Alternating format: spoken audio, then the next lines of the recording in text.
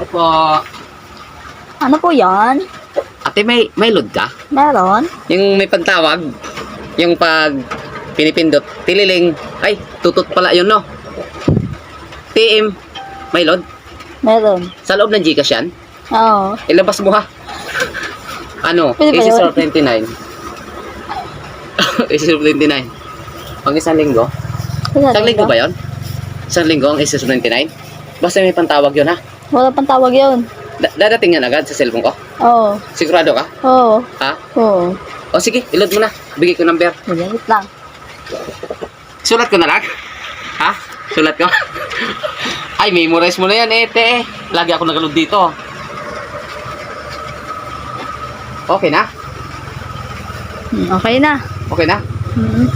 Paki-plastic na lang. Gagalit si tatay pag hindi pinaplastic yung load. Ay, i-plastic mo dito. Oh.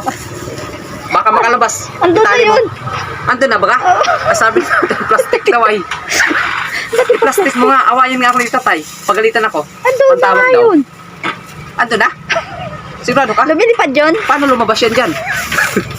Sige, dito na ako. Babalik ako pag wala pa yung load ha. Basta may pantawag yun ha. Oh, May pantawag. wala. Sige, dito na ako. Bye-bye.